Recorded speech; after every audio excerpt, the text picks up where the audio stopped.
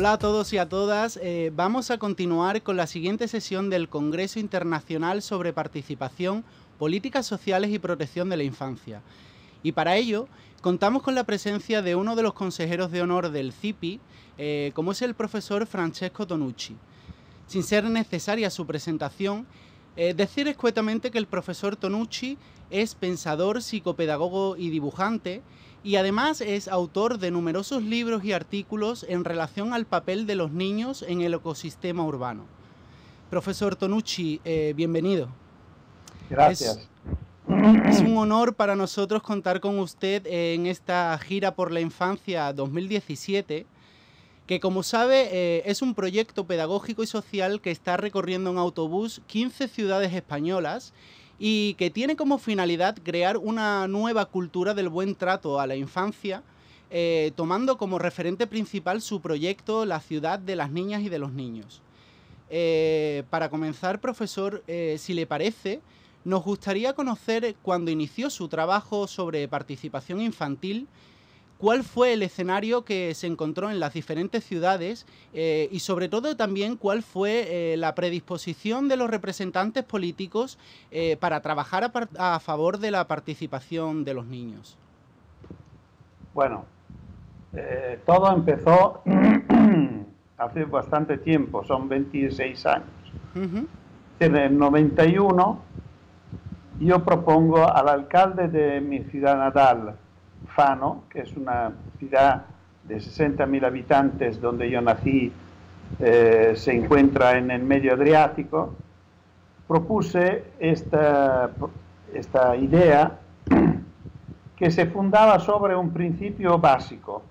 El primer problema que yo propuse al alcalde fue que los niños puedan salir de nuevo de casa sin adultos, acompañaran. Esto encontré hace poco una de las primeras cartas que envié al alcalde para presentar el proyecto, y esto era el eje principal que proponía.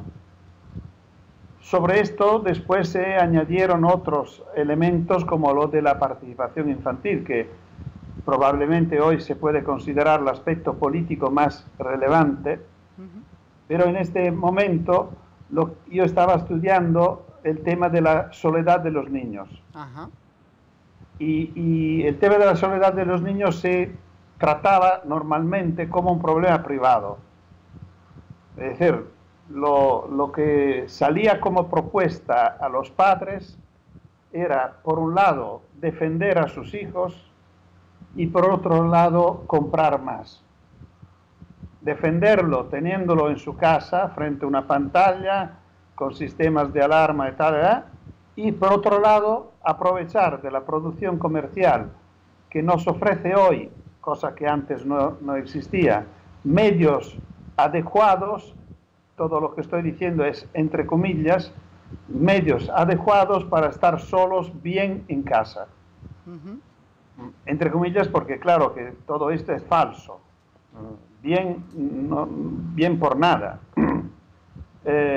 Al alcalde yo propuse de considerar que esta manera era totalmente equivocada y el tema no era privado sino político. Exacto. Social. Y dependía de la ciudad. La ciudad había rechazado a los niños y se había vuelto a ser una ciudad para los coches y no para las personas. Y esto obligaba a los niños, así como otras categorías desventajadas, como los ancianos, como los minusválidos, quedarse adentro, a desaparecer. Exacto. Y bueno, desde allí empezó todo el tema. La reacción del alcalde de mi ciudad fue positiva, porque si no, no podían hacer. Reconoció que esto era un tema importante a nivel político, lo puse en sus objetivos. Con esto no puedo decir que después todo esto ha seguido con un camino coherente hasta donde yo pensaba que debía llegar. Porque claro que entre niños y la ciudad, entre niños y adultos hay un conflicto. Y el proyecto, la ciudad de las niñas y de los niños, propone que las autoridades en este conflicto se pongan al lado de los niños y no al lado de los adultos. Es decir, el conflicto es importante darse cuenta de este conflicto, porque ¿qué significa conflicto? Significa que los niños y sus padres están pidiendo dos cosas conflictivas entre ellas. Los niños piden a su alcalde, así como al director de su escuela, más autonomía, más libertad, más posibilidad de expresar su opinión, más protagonismo, y los padres de estos mismos niños a las mismas autoridades de la ciudad y de la escuela piden más control, más vigilancia, más seguridad. Por lo cual, frente a estas dos peticiones opuestas y en conflicto entre ellas, lo que recibe esta petición tiene que elegir con quién estar. Lo interesante es que si estamos con los padres, seguro que estamos contra de los niños, porque estar con los padres significa aumentar la defensa, aumentar la vigilancia, aumentar la seguridad, que significa reducir la autonomía y la libertad de los niños. Lo interesante es considerar que si estamos con los niños, al contrario, no estamos contra los padres. Porque si aumenta la autonomía de los niños, aumenta también la libertad de los padres.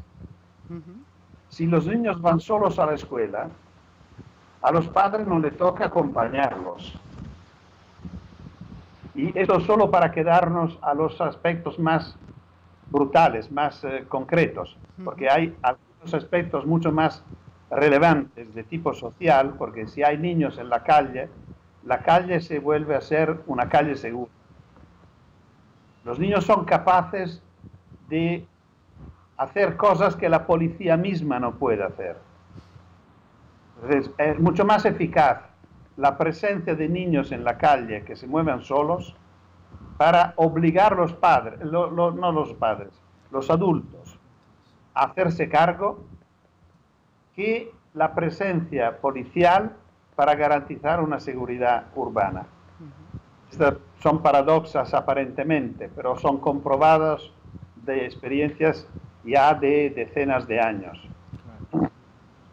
Porque además, profesor, aproximadamente ¿en cuántos países se trabaja el programa de la ciudad de las niñas y de los niños?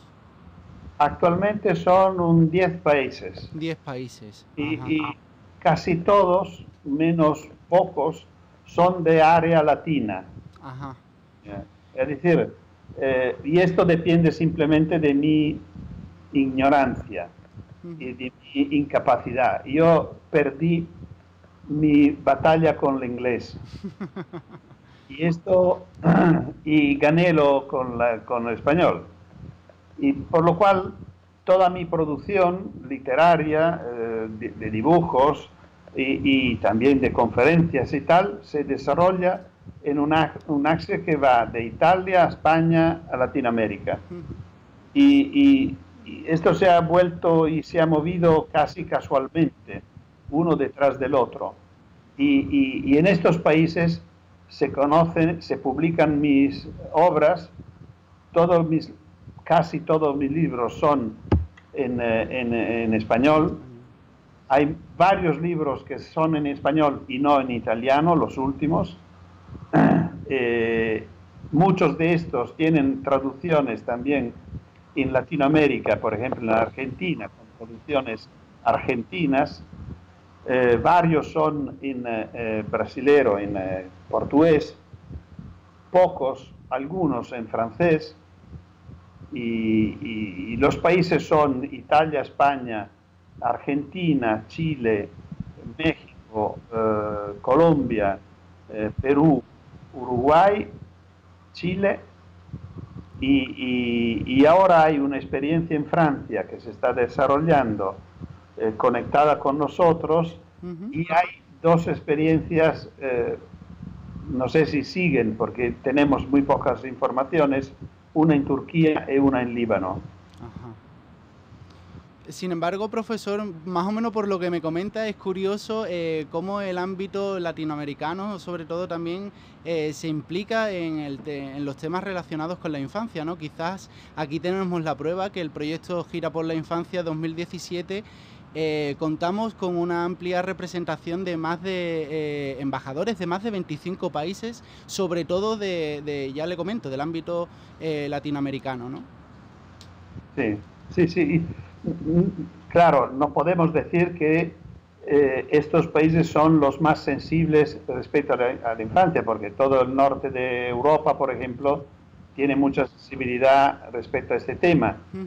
Es que se mueven con otros referentes y yo no alcancé a llegar allá, pero bueno, no significa...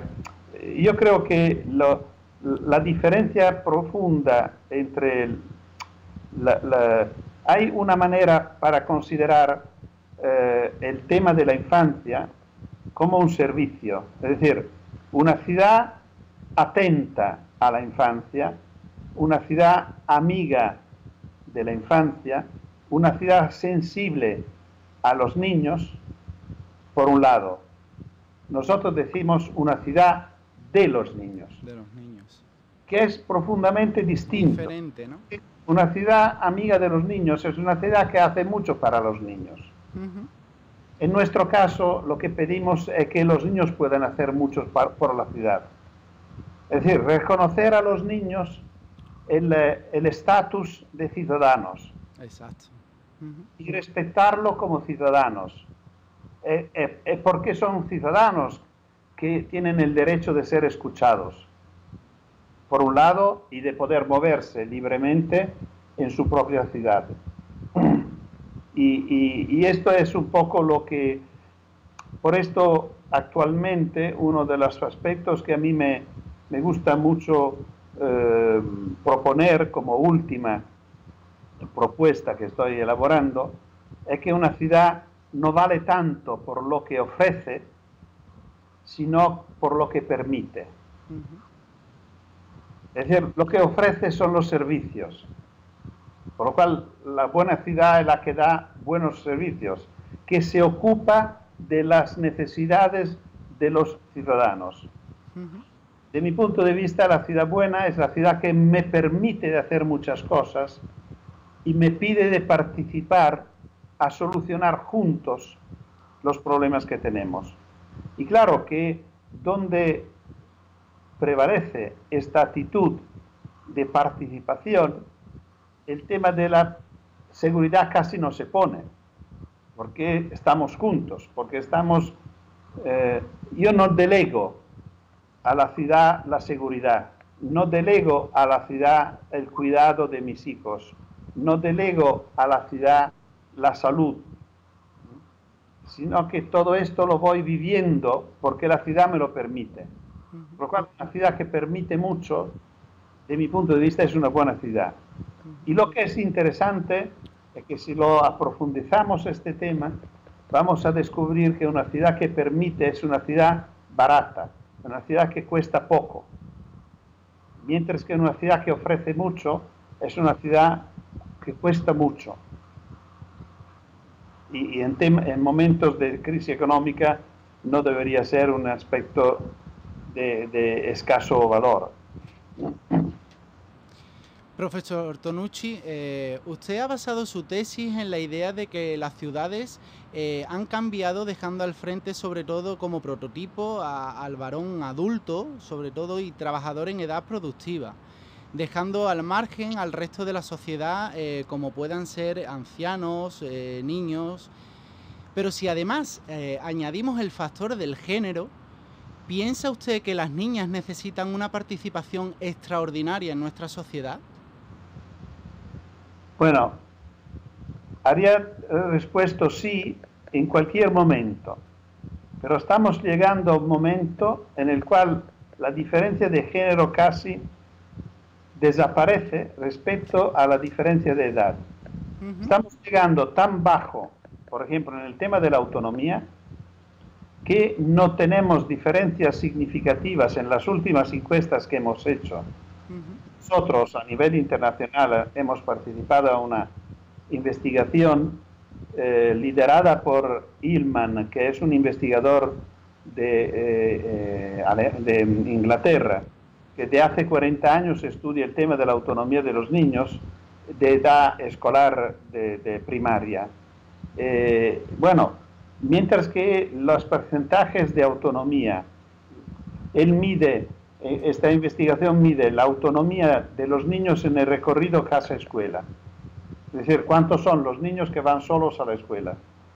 En la edad entre 6 y 11 años.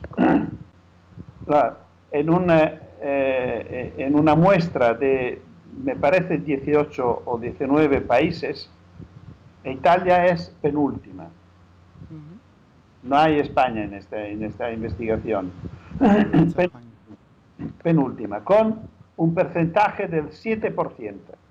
Es decir, en Italia, niños de 6 a 11 años, solo el 7% va autónomamente a la escuela. Prácticamente nadie. Mientras que, por ejemplo, en Alemania son el 70 y pico por ciento y en Finlandia el 90%, con condiciones climáticas mucho peores de las nuestras. Y no se entiende, no se entiende.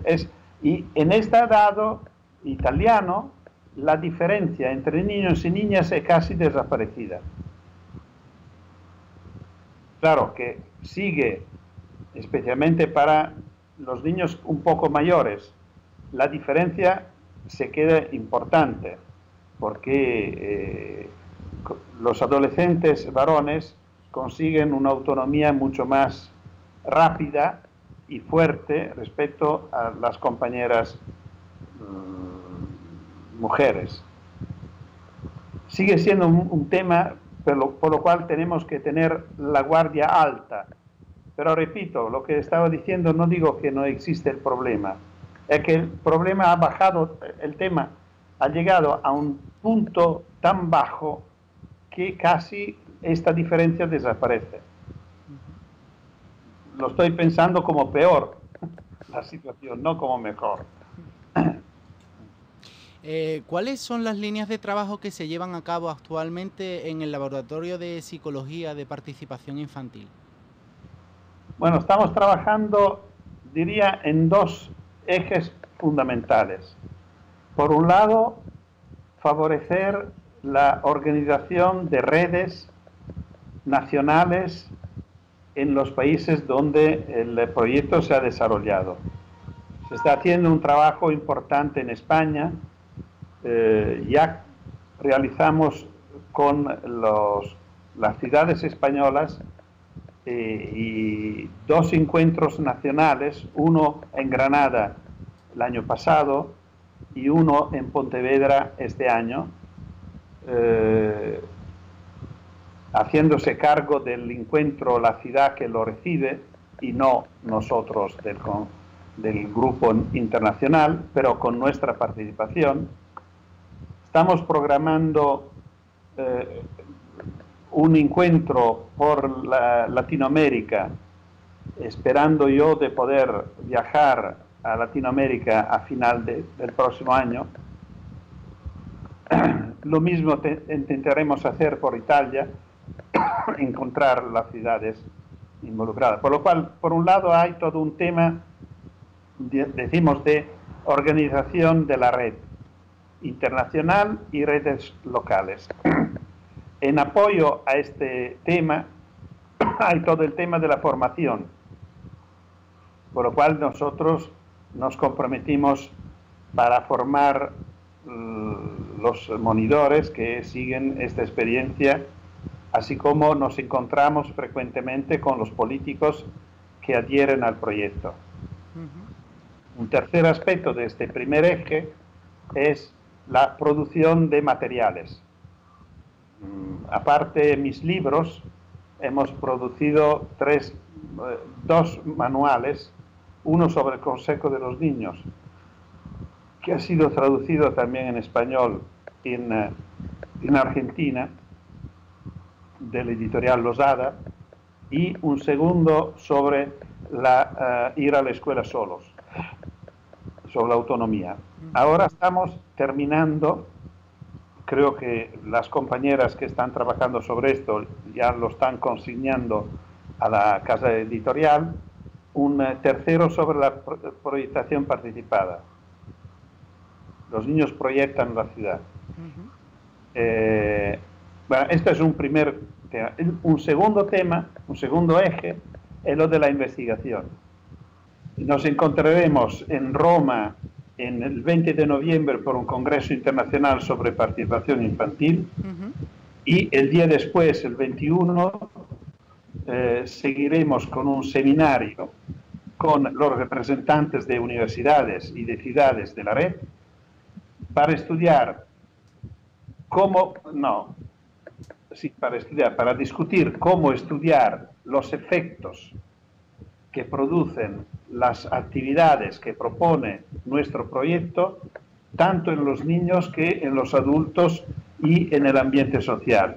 Por ejemplo, si los niños participan al gobierno de la ciudad en organismos como el Consejo de los Niños, por ejemplo, esta participación tendrá efectos a lo largo de los años. Es decir, los niños que han vivido esta experiencia son niños que van a vivir una experiencia distinta de los demás, siguiendo y creciendo. ¿Qué efecto hace la presencia de los niños en momentos de decisión y de propuestas en los administradores adultos? Por otro lado, un niño que pasa de ser acompañado a la escuela a ir solo autónomamente, ¿qué cambia en su vida? ¿Cuáles son los efectos que ocurren en su propia manera de pensar? Por ejemplo, la autoestima, la autoevaluación, o en actitudes aparentemente banales. Por ejemplo, nosotros estamos registrando por testimonio de los directores de las escuelas, por ejemplo, que los niños que van a la escuela solos son más puntuales de los demás. Esto es un dato que, de mi punto de vista, muy interesante, porque significa que niños de 6, 7, 8 años aprenden a administrar el tiempo, que es una competencia muy importante.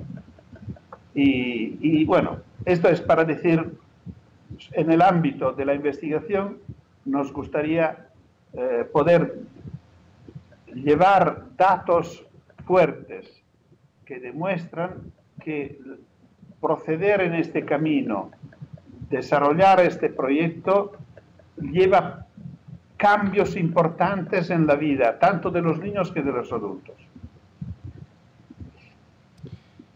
Como pedagogo, ¿cuál cree que es el papel de la pedagogía en la sociedad actual para fomentar la participación de la infancia? Bueno, yo creo que el papel de la pedagogía y podemos decir de la escuela, que es la expresión social de la pedagogía, debería ser que cada alumno y cada alumna pueden reconocer en la escuela su escuela, el lugar donde cada uno pueda desarrollar sus capacidades, sus vocaciones y no perder sus características para llegar a ser un buen alumno. Es decir, ser un buen alumno no debería significar adecuarse al modelo escolar, sino que la escuela sea capaz de favorecer que cada uno desarrolle sí mismo. Ser buenos ciudadanos significa ser realizados, porque si no, los niños son aburridos, frustrados, y claro que en la escuela muchas veces lo que se aprende es una actitud antisocial de rebeldía, que empieza la rebeldía a los libros de texto, la rebeldía a las propuestas, a los deberes de casa, y después llega a ser una rebeldía social. Y claro, que no es la manera para favorecer la creación de ciudadanos participativos. Una buena escuela debería ser una escuela donde capaz de ayudar a cada uno de los alumnos a desarrollarse. Y me gusta decir, como decía un amigo mío muy querido, que era Mario Lodi, un maestro italiano que se murió hace 2 años, la escuela tiene como su objetivo promover, aprobar. Es decir, y aprobar significa que cada uno pueda desarrollar sus competencias, sus capacidades, por lo cual ha nacido. Por lo cual yo creo que una buena pedagogía es la que favorece este proceso. Un proceso en el cual la escuela no suspende, no puede suspender, porque su papel es aprobar, que no significa pasar de un año al otro, sino significa promover en el sentido general de desarrollo. Un buen maestro es este. Para finalizar, profesor, ¿se muestran colaboradores los alcaldes y alcaldesas de las diferentes ciudades del mundo a la hora de desarrollar su programa de participación infantil? ¿O incluso podría hablarnos de alguna ciudad en concreto? Contesto en dos partes. Por una parte puedo decir que cuando, por lo menos la experiencia muy común, que alcaldes y alcaldesas que me escuchan siempre contestan que le encanta. Es un proyecto que fascina mucho, que la gente... Y después la mayoría me sigue diciendo, déjame 1 o 2 años que resuelvo el tema del tráfico y después lo hablamos. Estos son los que están del otro lado, que no lo han entendido y no lo van a realizar.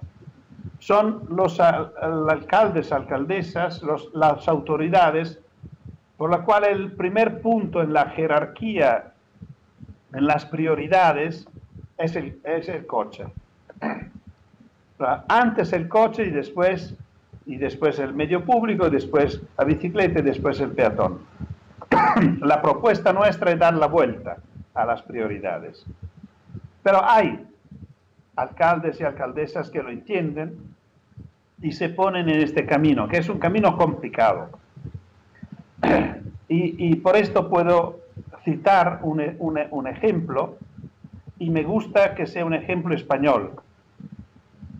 La ciudad de Pontevedra es una ciudad mediana de 80.000 habitantes que asumió hace 16 años, un proyecto, un programa electoral muy comprometido,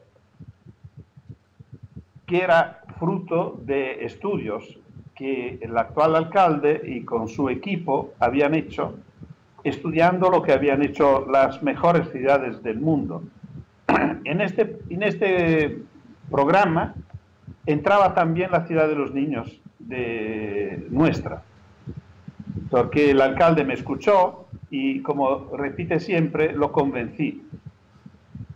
Y por lo cual empezaron un trabajo que en pocos años cambió totalmente la ciudad, porque lo que habían decidido era de hacer una ciudad para la gente, para las personas, y no para los coches. Por lo cual el programa fue hacer la vida de las personas la más relajada posible, la más privilegiada posible, y si esto costaba algo a los coches, no importa. Por lo cual mucho espacio a los peatones y poco a los coches. el contrario de lo que está haciendo una ciudad normal actual. El doble del espacio, 3 veces era el espacio de los coches respecto a los peatones, ahora es exactamente el contrario. El 60% del espacio es para los peatones, el 30% para los coches. ¿Y qué significa? Que los coches pueden vivir en la ciudad, pero de una forma mucho más complicada. Es mucho más fácil moverse caminando. Esto ha provocado un cambio urbanístico que se ha hecho sin recursos especiales, sino utilizando todos los recursos de la ciudad para este cambio, evitando de hacer monumentos, evitando de hacer palacios de congresos o cosas así. Esto fue una elección. Todos los pasajes peatonales están a nivel de la acera, por lo cual el camino privilegiado es el camino de los peatones, no lo de los coches. Y los coches que se mueven en Pontevedra tienen que moverse así, subiendo y bajando, subiendo y bajando. Esto consiguió un resultado interesante, que la velocidad de toda la ciudad se ha fijado en 30 kilómetros por hora. Y son años, muchos años, que la ciudad no tiene muertos por accidentes de tránsito. Yo creo que esto tiene mucho que ver con la democracia. Los administradores esto lo dicen con mucho orgullo y con mucha fuerza, rechazando la idea que estos se puedan considerar accidentes. Un muerto por tránsito no es un accidente, es un homicidio. Y la ciudad tiene que evitar esto y impedirlo. Bueno, claro que una ciudad donde se realiza esto tiene mucha gente en la calle, las plazas son llenas de gente, de niños que juegan y tal. Es una ciudad que puede con mucha facilidad invitar a los niños, y lo ha hecho, a ir a la escuela solos. Actualmente la mayoría de los niños de Pontevedra van a la escuela caminando, y una parte de estos, como un cuarto de la población, más que un cuarto, un tercero de la población escolar, va solo. Y creo que, bueno, todo esto para nosotros es una ciudad que nos ayuda mucho, porque demuestra que si lo queremos es posible. Porque normalmente frente a esta admiración al proyecto siempre hay algunas reservas. Uno, es imposible. No, es posible. Segundo, necesita mucho tiempo. No es verdad.